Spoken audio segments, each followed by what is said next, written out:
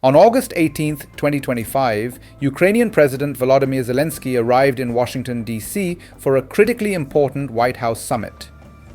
Hosted by President Donald Trump, this pivotal gathering brings together Zelenskyy and leading European figures to navigate the escalating conflict in Ukraine and search for a credible path toward peace. With the war entering its fourth year, expectations are high for meaningful commitments, particularly around security guarantees and respect for Ukraine's sovereignty. The meeting underscores global stakes and diplomatic urgency as tensions simmer and hope for resolution remains fragile.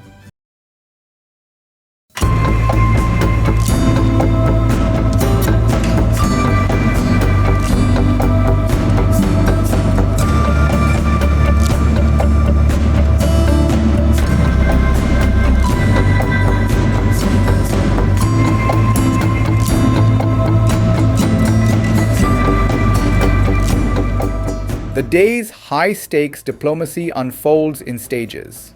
Zelenskyy will first meet privately with Trump and his U.S. delegation, followed by a broader session including top European leaders. Attendees include Emmanuel Macron, Keir Starmer, Friedrich Merz, Giorgia Meloni, Alexander Stubb, Ursula von der Leyen, and NATO Secretary-General Mark Rutte. This multinational presence signals Western unity and emphasizes the imperative of protecting Ukraine's territorial integrity through collective Western leadership rather than coercive concessions. The urgency of the talks is underscored by a surge in violence on the eve of the summit. Russian drone and missile strikes devastated civilian areas in Kharkiv, killing at least 3, including a child, and injuring 17 others.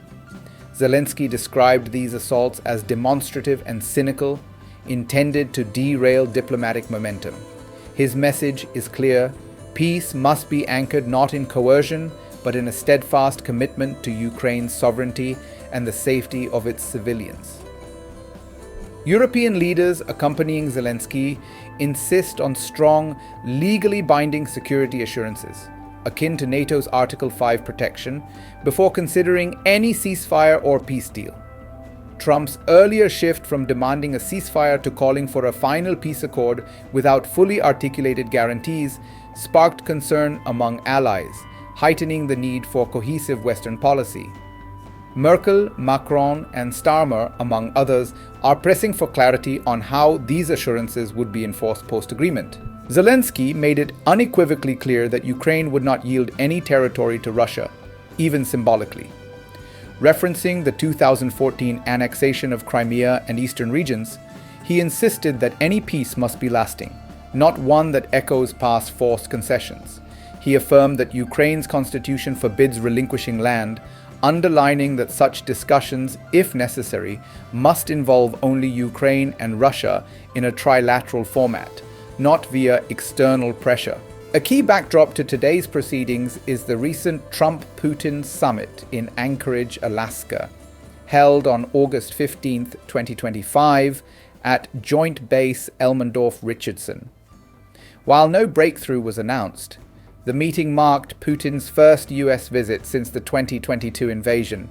Russian proposals reportedly included Ukraine withdrawing from around 6,600 kilometers square of Donetsk, freezing frontline positions in Kherson and Zaporizhzhia, and Ukrainian withdrawal from select areas of Kharkiv and Sumy, around 400 kilometers square. In exchange, Russia demanded that Ukraine abandon its NATO aspirations, formally recognize Crimea's annexation, and lift sanctions, among other political and linguistic concessions. Following the meeting, U.S. Special Envoy Steve Witkoff claimed that robust security guarantees had been tentatively agreed upon.